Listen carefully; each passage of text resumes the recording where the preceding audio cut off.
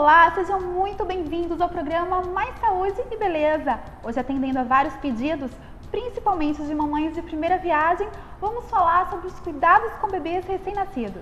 Mary, o nascimento do primeiro filho sempre gera ansiedade e dúvida entre os pais. Aí vem aquela pergunta: como segurar o bebê? Como fazer para aliviar as cólicas, por exemplo? Será que precisamos acordá-los de 3 em 3 horas para mamar? E o bebê prematuro precisa de cuidados especiais? Para tirar essas e outras dúvidas, estaremos aqui no estúdio com o pediatra Tiago Dematê, da Clínica Floripa. É agora no Mais Saúde e Beleza.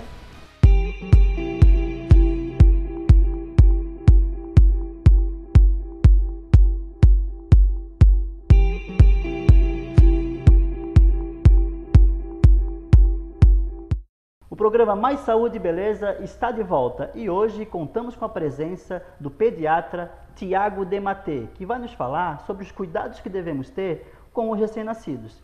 Olá, Tiago, tudo bem? Olá, Mário. Olá, Mary, tudo bem? Muito obrigado pelo convite. Então, seja bem-vindo ao nosso programa. Doutor Tiago, assim que o bebê nasce, alguns procedimentos de rotina começam a ser realizados já na maternidade. Vamos começar a falar sobre os testes do olhinho e da orelhinha, que são dúvidas bastante frequentes. Ok, assim, de um tempo para cá, na verdade, vários testes foram acrescentados à rotina dos bebês. Claro que tem toda a rotina do nascimento do bebê, da higienização, os primeiros cuidados dentro da maternidade, né, esse primeiro contato com a mãe para o aleitamento materno. E alguns testes agora estão sendo implementados para a gente fazer uma triagem de algumas doenças que podem ser tratadas, que podem ser adequadamente conduzidas quando o diagnóstico é precoce.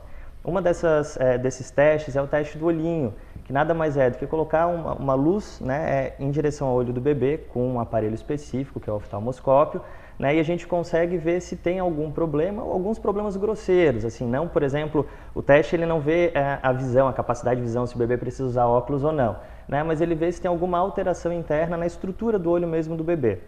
Outro teste é o teste da orelhinha, que da mesma forma, né, ele avalia de uma forma também grosseira, alguma forma mais sim ou não, se o bebê ouve ou não ouve, né, e não qualidade de audição, se o bebê ouve em determinada frequência ou não, é uma triagem também. E agora, recentemente, tem o teste do coraçãozinho, né, que é um teste que mostra se o bebê está conseguindo distribuir oxigênio para o corpo inteiro. E claro, tem o teste do pezinho, que já é nosso velho conhecido, né, que hoje tem o teste do pezinho ampliado, que é feito na rede particular, que detecta mais de 20 e tantas doenças metabólicas.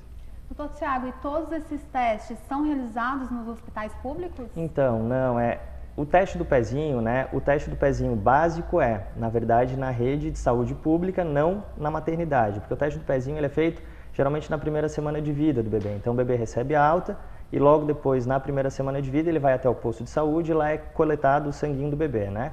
Tem, como eu falei, o teste do pezinho ampliado, que é só na rede privada. O teste do pezinho da rede pública, ele pega mais ou menos 5 doenças, né? Que são doenças mais importantes, doenças mais frequentes, né? Mas se a família quiser ter acesso a uma gama maior de investigação, então tem que procurar um laboratório privado.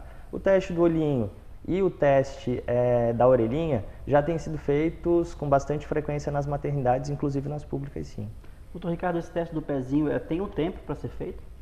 Então, o teste do pezinho, geralmente o ideal é que seja realizado entre o 4º e o 7º dia de vida após, enfim, nascimento, né? Uhum. Que nessa fase a gente consegue, então, detectar de uma forma mais precisa essas doenças. Uhum.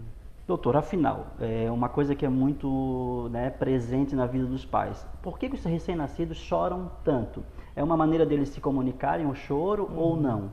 Olha, o choro é uma das primeiras formas de comunicação do bebê, né? Se a gente for ver no dia a dia, as mães ficam apavoradas com o choro do bebê. Doutor, meu bebê está chorando, como se o choro fosse um sofrimento. Sim. E na verdade o choro não é sofrimento. É uma forma que o bebê tem de emitir ruído, né, e de, através desse ruído, tentar se comunicar, não só com relação a coisas ruins, mas até com relação a coisas boas também, porque o bebê não sabe dar risada, dar gargalhada ainda nos primeiros dias de vida. Então ele simplesmente quer o contato. É claro que, saindo de um ambiente tão gostoso que era a barriga da mãe, né, tudo parece ser ruim depois que se nasce. Então o bebê ele apresenta muito desconforto, né? Então uma luz pode incomodar o bebê, ele chora. né? A fome, aquela sensação de que a barriga está roncando pode incomodar o bebê, então ele também chora. Às vezes, eu sempre brinco com os pais, cócega no pé. Imagina a gente ter cócega no pé, não saber o que é e não conseguir coçar, né? O bebê chora também, né? Uma coisa muito frequente é o lado do bebê no bercinho, então ele pode ter o bracinho um pouco dormente, né? Que a gente chama de parestesia, então ele pode ter um certo desconforto por estar deitado de lado, então isso também faz com que o bebê chore, ou seja, é comunicação. Então, assim, é importante, esse é um recado que eu acho que seria talvez até o principal dessa entrevista, né? Que as mães em casa entendam que choro não significa dor, não significa necessariamente sofrimento, e não significando dor, né? Não necessariamente é cólica, e não necessariamente se dá medicamento quando o bebê chora. Então, o melhor que a gente tem a fazer é segurar o bebê pertinho, acalmá-lo e tentar, então, sanar essa necessidade dele, né? Tentar identificar essa necessidade dele. É a maneira da comunicação. É a maneira de se comunicar. É verdade. Tiago, você falou sobre cólica. O que fazer para aliviar? Olha, então, a cólica, ainda tem vários estudos que mostram que cerca de 80% dos bebês vão ter esse comportamento que se chama de cólica. Por que eu digo comportamento? Porque a gente não sabe necessariamente se isso é uma cólica, se é dor, né? A gente não tem essa lembrança para dizer, olha, aquele choro era porque minha barriga doía, né? Então, assim, os testes, enfim, os estudos, eles mostram que pode sim ser cólica, mas que pode ser só um comportamento do bebê relacionado à adaptação. O bebê nasceu, está se adaptando, né? E ele chora daquele jeito que parece que está doendo, mas não que necessariamente seja dor, né? Então, primeira coisa a fazer, como não necessariamente é uma dor abdominal, a gente tem que acolher o bebê, né? Então, é deixar o bebê quietinho, no colo, pertinho da mãe. Aquecer um pouquinho a barriga dá uma sensação gostosa para o bebê. Não no sentido de tirar a dor, mas faz com que ele lembre daquele período que ele estava na barriga da mãe mesmo, né? Então, aquecer a barriguinha do bebê com uma fraldinha, pode passar com ferro mais morninho, assim, coloca ali na barriguinha. Uma coisa muito legal é pele, que os pais meio que estão perdendo esse hábito, né? Então, tira a roupinha do bebê, deixa a barriga da mãe também descoberta, né? E coloca o bebê deitadinho sobre a barriga da mãe ou a barriga do pai. É uma posição bacana que o bebê se sente um pouco mais confortável. E deitar de barriga para baixo sobre a mão. Nunca deitar de barriga para baixo no berço, porque lá ele tem o risco de asfixia. Tem o risco de apneia do recém-nascido, que a gente chama, né? Que é parar de respirar. Então, deixa ele deitadinho, numa posição confortável, com a barriguinha para baixo, né? E fazendo um carinhozinho na barriga, que isso vai ajudar. E claro, né? Se o desconforto persistir, então o pediatra deve ser informado para se investigar possíveis problemas. Mas dentre todos os choros que o bebê tem, como saber que aquele sintoma é de uma cólica? É de cólica. O choro da cólica, ele é descrito normalmente como aquele choro que começa mais no final do dia, geralmente é o chorinho das 6 da tarde, que os pais falam, vai ficando noitinho, o bebê começa a chorar, né? É um choro que é mais irritante, assim, a gente percebe que o bebê está um pouquinho mais irritado, né? Geralmente é um choro mais agudo, mais forte e é persistente, independente do que se faça, o bebê continua chorando, né? Então, esse acolher é mais no sentido de falar, calma aí, amigão, eu estou aqui contigo para o que der e vier, não necessariamente que vai resolver. Os outros choros de necessidade, de fome, enfim, pelo fato de ter feito xixi, cocô, são choros que começam mais devagarzinho, o bebê começa a resmungar, os pais relatam que ele fica como se estivesse manhosinho, né? Não necessariamente com desconforto. Agora, o choro da cólica apavora um pouco os pais, porque realmente dá a sensação de que o bebê está sofrendo, que é aquele choro que o bebê se espreme inteiro e às vezes até solta pum durante o choro, né? Então é mais ou menos essa diferença, mas não tem regra, como comunicação. Cada um fala de um jeito, né? Com o bebê acontece da mesma forma. Doutora, uma pergunta bem simples, mas eu acredito que muitas mães e pais têm essa dúvida, né? É a maneira de segurar o bebê. Existe uma maneira certa de segurar? Olha, a melhor maneira é assim, eu sempre brinco, é qualquer forma desde que seja no colo da mãe, né? Porque assim, esse primeiro momento, a mãe precisa ter contato com o bebê precisa ter contato com a mãe. Então, nenhum colo substitui, né? Mas assim, não tem uma regra. O que a gente tem que cuidar é para que o bebê fique confortável, obviamente, né? Quando o bebê está mamando, então, no colo da mãe, uma posição bacana é barriga com barriga, é uma posição que o bebê fica confortável. Então, nessa posição, como eu estou sentado, a mãe sempre sentada num local confortável, né? Então a cabecinha do bebê é inclinada para cima sempre, né? Os pezinhos mais abaixo e barriga na barriga. Essa é uma posição que o bebê fica muito confortável porque ele sente a respiração da mãe. Então, quando a gente respira, a barriga ela acaba se movimentando um pouco mais e ele fica pertinho do coração também, né? Então, isso faz com que o bebê consiga se acalmar um pouco mais.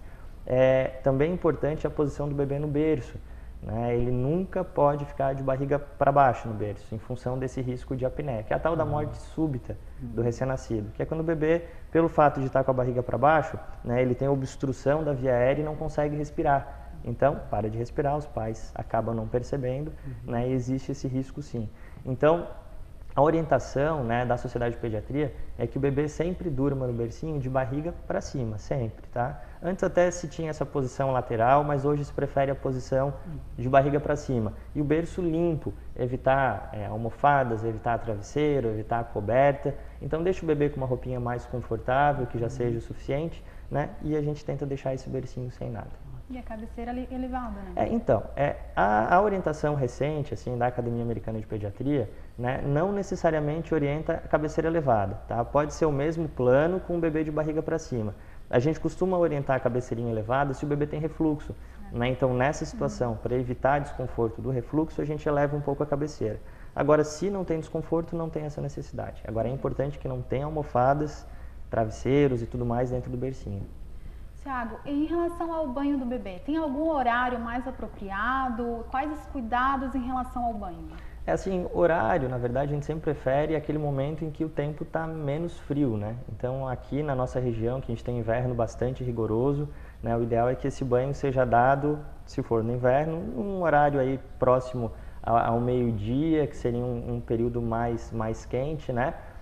Ou se a gente conseguir ter um ambiente bem aquecido, pode ser no final da tarde, já colocando o bebê numa determinada rotina. Depois do banho vai relaxando, mama e dorme, né? Agora é importante ter-se uma rotina, né? Então assim, não tem um horário mais certo ou menos certo, né? O horário certo é aquele que todo dia a gente consiga fazer do mesmo jeito. Isso é importante para o bebê, para que ele entre nessa rotina. Agora no verão, né, pode ser no finalzinho da tarde também, para o bebê dormir um pouco mais tranquilo, né? E se quiserem dar 2 banhos por dia, até pode também, né? O bebê, aqueles que já são mais crescidinhos, né? Pode-se dar 2 banhos por dia, não tem problema. Essa história de que não molha a cabeça, que isso vai fazer mal, é coisa de vó, né? Isso a gente tem que tentar pensar diferente e resolver um pouco mais. Porque o bebê, ele adora água, né? Querendo ou não, ele ficou 9 meses dentro da barriga, mergulhadinho em água. Então, quando o bebê está imerso na água, ele fica um pouco mais tranquilo, com um pouco mais de conforto. Tem até o banho de balde, né, que é o tal de ofurô de bebês, né, que é uma experiência super bacana na internet, tem vários vídeos, que a gente vê os bebês lá tranquilinhos, né, bem sossegados, que isso traz recordações boas, assim, recordações do período em que ele estava dentro da barriga. Então, fica essa dica. Legal. Doutor, se a mãe observar que esse filho, esse bebê, ele não está evacuando, ele ficou sem evacuar muito tempo, o que ela deve fazer? Ok. Nos primeiros meses de vida, é normal que o bebê tenha evacuação assim, cerca de 5 a 7 vezes por dia, até uma vez a cada 5 a 7 dias. Então, o bebê que está em aleitamento materno, se ele fizer cocô uma vez por semana, desde que esse cocôzinho seja normal, seja pastoso, amarelinho, né, que é o característico do bebê em aleitamento materno, não tem problema nenhum, né? Aqui nessa região também, culturalmente, as pessoas falam, passou um dia, tem que pôr supositório, tem que pôr supositório. Qual é o grande problema do supositório? O bebê, ele perde, na verdade, a noção de que ele tem que fazer força para evacuar. E a gente pode criar um hábito no bebê de que ele vai esperar pelo supositório para evacuar, né? Então, assim, se o bebê fica 2, 3 dias sem evacuar, tranquilo, relaxa, normal, não faz nada, né? Massagenzinha na barriga, ajuda nesse sentido. Agora, se a gente perceber que passou de 3, 4 dias, comunica o pediatra, conversa, olha, né, faz 3 dias que não evacuou e tal. Então, ele vai orientar alguns sinais que a gente pode ou não ficar mais preocupados. Por exemplo, não está evacuando e começou a vomitar, é um sinal de preocupação. Não está evacuando e a barriguinha está muito insuflada, está muito abauladinha, é um sinal de preocupação. Agora, o bebê que está 3, 4 dias sem fazer cocô, está lá rindo, brincando, comendo bem, não está vomitando, respira fundo e relaxa. Algumas alergias alimentares podem fazer isso. Por exemplo, alergia ao leite de vaca, proteína do leite de vaca. Tem alguns bebês que, pelo fato de serem alérgicos ao leite de vaca, eles ficam muito tempo constipados. assim como podem fazer diarreia também. Então, assim, avisa o pediatra, né, no 3º, 4º dia, porque querendo ou não, cada caso é um caso. Né? Mas a orientação de senso comum de colocar supositório não deve ser orientada, tá? Não deve ser conduzida. E qual a coloração normal das fezes do recém-nascido? Isso varia muito, né? Assim que o bebê nasce, tem uma coloração, o cocôzinho tem uma coloração bem escura, parece um petróleo, né? Que a gente chama de mecônio, que é aquele resíduo, na verdade, do trato gastrointestinal do bebê. Até porque lá dentro ele não comia ainda, na verdade, todo o alimento vinha pelo cordão umbilical, né? Então o que sai acaba sendo só um resquício daquele líquido amniótico que ele acabava deglutindo, né? Depois esse cocôzinho vai ficando amarelado, né? Amarelado pastoso. Em aleitamento materno exclusivo, o cocôzinho costuma ser mais pastoso mesmo, mais aguado, mais até para líquido, né? Mas sempre amarelinho. Quando o bebê começa a tomar fórmula, que são aqueles leites artificiais que a gente chama de fórmula, né? Geralmente os cocôzinhos ficam mais duros, né? Com menor frequência e pode ficar um pouco mais escurecido. Também tem essa coisa, o cocôzinho tá verde é porque é cólica. Não necessariamente, né? Porque à medida em que a criança vai crescendo, algumas bactérias vão se alojando no intestino desse bebê, que são as bactérias boas, né? Aquelas que tem nos leitinhos fermentados, aquelas que tem nos iogurtes, que dizem que a gente, né, vai no banheiro mais vezes, enfim. Então essas bactérias elas vão colonizando o intestino e vão dando essa característica diferente às evacuações. E claro, quando o bebê muda de fórmula, pode mudar a cor, porque a constituição da fórmula é diferente de uma e outra. E quando a gente introduz os alimentos, lá com 6 meses de vida, né, o cocôzinho também obviamente vai mudar. Então as mães brincam, doutor, hoje fez um cocô de mamão, hoje fez um cocô de batatinha. É assim mesmo, porque como o bebê não consegue mastigar muito bem, né, ele acaba meio que engolindo um alimento amassado e não totalmente triturado. Então o cocôzinho vai mudar também. É mais ou menos por aí. Doutor, sabemos que muitas mães, elas protegem os filhos, né? E nós estamos no verão e vamos supor, dá qualquer vento diferente, elas já querem encher o bebê de agasalho, de roupa, várias coisas. O que isso pode ser, e se isso pode ser ruim ou bom? Então, essa é uma coisa que a gente vê com bastante frequência no consultório, as mães chegando com os bebês cheios de roupa, né? Assim, todos encasacados e dentro no calor. As mães falam, doutor, mas lá fora tá um frio, né? E assim, não, mas aqui dentro tá quente. Então, assim, o bebê ele sente desconforto também, né? Então, eu costumo brincar assim, quando o bebê nasce, na verdade, ele arranca as 2 cordinhas, né? Que é a cordinha da fome, parece que todo bebê tá morrendo de fome, e a cordinha do calor, que as mães acham que todos passam frio. Mas, na verdade, isso tem relação com algo mais maternal mesmo, mais instintivo da mãe de prover alimento, né? E o aconchego, o acolhimento.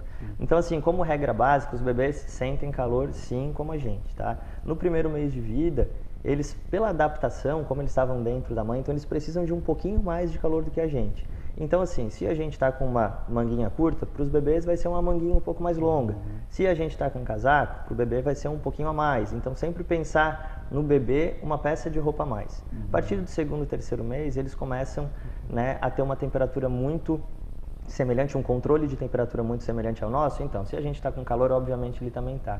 E a gente tem que pensar que o metabolismo do bebê é muito acelerado. Imagina que eles crescem muito mais do que a gente num ano de vida, né? O peso de um bebê em média quando nasce é 3 quilos, com um ano de vida são 9 quilos, ou seja, ele triplica o peso em um ano. Então, para conseguir isso, a maquininha dele tem que funcionar muito. E toda máquina que funciona muito produz mais calor, né? Então, eles têm esse desconforto. As mães se queixam bastante também de que os bebês suam muito, principalmente na cabecinha, durante a noite, que tem que trocar lençol e tal, porque eles ficam molhadinhos, né? Isso é normal em função desse metabolismo acelerado mesmo. Então, nada de exagerar na roupa. Se a gente está com calor, o bebê também está. Tiago, tu falou antes que a posição do berço, né, ela deve ser inclinada se o bebê tiver refluxo, né? E como saber se o bebê tem refluxo ou não? Boa pergunta. O refluxo, o que é o refluxo quando a gente fala, né, em o bebê tem refluxo? O que é isso? Nada mais é do que o leitinho do bebê que chega no estômago, né, não consegue ser digerido a tempo e volta, né? Então, assim, a gente tem vários problemas, né, que podem estar associados ao refluxo. Um deles, que é o mais comum, a gente nem considera problema, na verdade, que é o tal do refluxo fisiológico, é simplesmente pelo fato de a válvula que fecha o estômago, imagina uma garrafa que tem uma tampa. Então essa tampa que fecha depois que a gente enche a garrafa, está um pouco mais frouxinha, não está funcionando muito bem, né? E por isso, com o movimento do bebê, o líquido que estava no estômago acaba subindo. né? Este é um processo que a gente chama de fisiológico, né? Porque o bebê ele está em formação, ele tá se adaptando. Então, se a gente enche demais a barriguinha do bebê, vai transbordar. Assim como se eu tiver uma garrafa de água cheia e balançar, vai transbordar. Então, nessa situação, né, a gente chama de refluxo. Agora, tem situações em que o bebê tem uma malformação dessa válvula, que a gente chama de hérnia, que é quando essa válvula não consegue, não por um problema que vai ser passageiro, mas por uma alteração da anatomia mesmo, uma alteração que a gente chama de morfológica, né, faz com que a válvula não consiga fechar em momento nenhum. Então, nessa situação, a gente tem um refluxo doença, né, que é aquele refluxo em que o bebê tem que ser medicado, né, e às vezes até passar por algum procedimento, que é muito raro, né, para passar por procedimento. É mais ser medicado. E tem situações como, por exemplo, alergia alimentar. Falei anteriormente da alergia à proteína do leite. Volto a falar nela.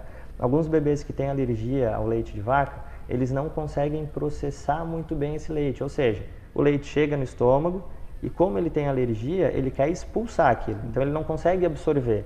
Esse leitinho fica parado muito tempo no estômago e a criança então regurgita. A criança tem esse refluxo, enfim. Né? Então, nessa situação, a gente também tem que tratar.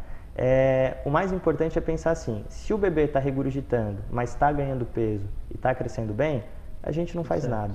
Se o bebê está regurgitando e ele tem dor depois que regurgita, ou seja, volta o leitinho, a mãe vê que transborda o leitinho na boca e o bebê fica irritado, se joga para trás, geralmente eles fazem esse movimento de jogar o pescocinho para trás, é um choro também, um choro mais chatinho.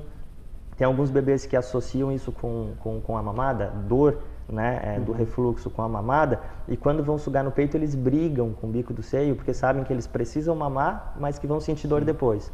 Então também é um sintoma que precisa ser avaliado. E claro, né, medicamento só se necessário. E aí é o pediatra que vai orientar se realmente vai ser preciso ou não. Tiago, às vezes a mãe está dando mamar para o bebê e o bebê não fica satisfeito. Existe leite fraco? Não existe leite fraco. Não existe. Na verdade, pode existir leite em quantidade insuficiente. Sim. Pode existir tanquinho vazio. Né? Agora, leite fraco não tem. Na verdade, assim, nosso organismo ele é perfeito e aí sei lá como que isso foi construído, cada um acredita em alguma coisa, né? Mas de forma com que a mãe mande para o bebê exatamente aquilo que precisa. Tá? Fraco não, tipo com falta de proteína, falta de glicose não. O que pode haver é falta de alguns micronutrientes pelo fato de a mãe, na verdade, ter uma alimentação ruim. Mas mesmo assim é muito difícil. Por quê? Porque o nosso organismo ele pega, na verdade, o que tem, por exemplo, cálcio. Se a mãe não está ingerindo muito cálcio, o organismo dela pega do osso dela para mandar para o bebê. Então ela fica com falta de cálcio lá, com osteoporose no futuro, mas o bebê não. Se tem falta de ferro, pega do sangue da mãe o ferro para mandar para o bebê. Então, na verdade, o leite materno, né, ele é constituído de uma forma muito adequada para o bebê. Por outro lado, se a mãe consome muita gordura, e esses são estudos recentes assim que estão começando a surgir, antes se achava que a mãe pode comer o que quiser, que o mamá filtra, né? Agora se sabe não, a mãe que come muita, que consome muita gordura, essa gordura passa para o leite materno sim. E o bebê tem um risco aumentado então de ter problema relacionado à gordura, excesso de ingestão de gordura. Né? Agora o que a gente tem que tomar cuidado é com essa coisa, o leite é fraco, porque fulana tinha um leite fraco, ciclana... Não, fraco não, talvez insuficiente. Então mais uma vez, a mãe tem que conversar com o pediatra para ver se precisa ter alguma medida para aumentar a produção desse leite. Né? A mais fácil de todas é aumentar o consumo de líquido. Né? Ainda mais agora no verão, normalmente o adulto precisa 2 litros, 2,5 litros de líquido por dia, a mãe vai precisar muito mais porque ela está dando de mamar para o filho. Né? Então ela vai ter que tomar 2,5 litros, 3 litros de líquido por dia, de preferência líquidos saudáveis, né? Claro. Não refrigerante, não, enfim. Né? Então água, sucos naturais, né? Que aí a gente vai ter uma composição melhor. Agora, na insuficiência, pergunta para o pediatra. Tiago, aquela cor amarelada do bebê, né? Muita gente fica assustada até, pô, será que é normal ou não é? É normal isso? Olha, a tal da tiriça, que todo mundo fala, né? Isso mesmo. Que é a icterícia neonatal. A icterícia é uma adaptação do bebê, né, ao sanguinho, na verdade, que ele recebe. Porque o sangue do bebê é, na verdade, o sangue da mãe que passa para ele. Só que a gente tem que lembrar que tem o sangue do pai também, né? Lá do genezinho do pai, né? Que às vezes a gente tem a mistura desse sanguinho que pode dar algum tipo de reação. Então tem situações que se tiver uma incompatibilidade desse sangue, né, dessa mistura de sangue ali, mãe com pai do bebê, né, a gente pode ter uma icterícia em função de um problema sanguíneo. Nessa situação, são icterícias um pouco mais importantes, o bebê fica um pouco mais amarelinho e deve ser investigado e deve ser tratado, né? Agora, sim, na maior parte das vezes, a icterícia é uma icterícia só adaptativa, que a gente chama de icterícia fisiológica. O bebê fica amarelinho, né, porque não consegue ainda eliminar aquele pigmento do corpo, e com um banho de sol, né, ele então consegue resolver. Agora, se os pais perceberam que o bebê está amarelado, também o pediatra deve ser consultado para ver se não precisa, por exemplo, internação para fazer banho de luz, né, que às vezes a gente precisa fazer a fototerapia, que a gente chama, que é um banho com uma luz específica, né, e que baixa aquela pigmentação de um jeito mais rápido. E esse banho de sol, qual é o horário certo para, né, dar o banho de sol, que é importante? Esse banho de sol, na verdade, já tiveram também várias orientações diferentes, né? Já foi a época que era 1 hora, já foi a época que foi 30 minutos, né? Hoje a gente está na época dos 10 minutos, 3 vezes por semana, tá? Então 5 a 10 minutos, 3 vezes por semana já é o suficiente para o bebê fazer a tal da conversão da vitamina D, que é aquela vitamina do sol que a gente fala, né, que é pela estimulação do sol que a gente converte a vitamina que vai ajudar lá no nosso cálcio. Né? Então, 5 a 10 minutos, 3 vezes por semana é o suficiente. Se o bebê tem icterícia, né, então esse solzinho tem que ser direto, não pode ser através de vidro. Então, não vale, por exemplo, colocar o bebê na sala com um vidro fechado porque tem vento, pegando aquele sol, porque o vidro ele acaba filtrando o raio que vai resolver a icterícia. Tá? Então, sempre sol direto. E sempre, obviamente, antes das 10, 9 da manhã, eu tenho orientado, porque 10 da manhã hoje a gente está na rua, o calor já está pegando. Sim. Então, de preferência, antes das 9 da manhã e depois das 4, 5 da tarde. Protetor solar só depois de 6 meses de vida, tá? Então, antes disso, a gente tem que usar roupinha, chapeuzinho, né? Proteção física mesmo para o bebê. E evitar a exposição em excesso. Do meio-dia, a gente vê um monte de criança torrando. Né? É uma dó eles não poderem escolher se querem ou não querem aquilo, né? Como não sabem os malefícios. Então, fica o apelo aí também para quem está em casa, né? De cuidar com relação a esses horários. Com certeza. Certo? E quanto à icterícia, como que a gente vai saber se essa icterícia é normal, fisiológica ou patológica? Primeiro pelo nível da icterícia, se é uma icterícia muito intensa ou não, né? Então o pediatra já começa a desconfiar, mas ele só tem certeza depois dos exames de sangue, na dúvida, né? Então assim, é uma icterícia muito intensa. Então se colhem alguns exames de sangue, né? Pra gente ver a tipagem sanguínea do bebê, tem um exame específico que a gente chama de Cumbis, que diz se é uma reação ou se não é uma reação. Enfim, são exames que o pediatra vai interpretar e vai dizer pra gente, olha, esse amarelão é tranquilo, é fisiológico, só banho de sol. Ou não, esse amarelão até é fisiológico, mas eu vou precisar fazer um banho de luz no hospital. Ou não, tem algum problema relacionado a essa icterícia e a gente vai ter que tratar de um jeito específico. Então o pediatra vai fazer isso depois de exames de laboratório. E até quantos dias o bebê pode ficar com essa icterícia? Não tem também uma regra, assim, normalmente as icterícias mais importantes, elas surgem na primeira semana de vida, tá? Mas geralmente, assim, se é uma icterícia fisiológica, ela desaparece até o 15º, 14º dia de vida, dificilmente depois de 2 semanas de vida. Só que tem aquelas exceções, aqueles bebezinhos que vão com icterícia mais prolongada, às vezes até 30 dias de vida, que não é o normal, merece reavaliação, mas isso pode acontecer. Tiago, o bebê prematuro, ele precisa de cuidados especiais? Precisa, até porque ele saiu da barriga antes, né? Então, na verdade, aquele período em que ele terminaria a formação dentro do ventre da mãe, né, ele vai estar fazendo fora. Então, alguma coisinha pode ser que esteja faltando, né? Tem uma série de coisas que tem que ser avaliadas, assim, não tem como a gente falar dos cuidados específicos, né? Tem bebê prematuro, por exemplo, que nasce com um pulmãozinho que ainda não terminou de se formar. Então, ele precisa de cuidados específicos com relação à respiração, né? Tem um bebê prematuro que nasce, por exemplo, com uma alteraçãozinha no coração. O coração ainda não fechou um buraquinho, né, que era para ter fechado. Então, ele merece alguns cuidados com relação a isso. Claro. Tem bebê prematuro que nasce com baixo peso. Na verdade, não nasceu assim com baixo peso, mas é porque nasceu antes, né? Ele ainda estava pequenininho, né? Então, vai precisar de cuidados relativos a isso. Então, assim, dependendo da situação, a gente vai ter um nível de cuidado maior. Agora, tem situações, por exemplo, vacina. O bebê prematuro tem determinadas vacinas que ele recebe uma dose a mais, né? Que é o caso da hepatite B. Então, o bebê que nasce muito pequenininho, ele recebe uma dose a mais dessa vacina, que é para ele se manter imune. Tem um cuidado comum a todos os prematuros, né, que é o crescimento, na verdade. Então, o crescimento do prematuro, parece que é atrasado, porque o bebê nasce pequenininho, mas é porque ele nasceu antes. E ele vai ter que correr atrás do tempo para alcançar as outras crianças. Então, o cuidado com relação ao crescimento também é um pouco diferente, um pouco mais específico. Mas, enfim, assim como todo bebê, ele tem que ter um cuidado especial. Mary, acredito que o Dr. Tiago tenha tirado várias dúvidas que são frequentes, principalmente nas mães e nos pais de primeira viagem, não é mesmo? Com certeza, Mário. Dr. Tiago, muito obrigada pela sua presença aqui no nosso estúdio. Ok, eu que agradeço. Mário, Mary, muito obrigado pelo convite. Então, doutor, seja sempre bem-vindo ao nosso programa. Espero que você volte outras vezes, né? Que foi muito boa a entrevista. Ok, será um prazer. Ótimo.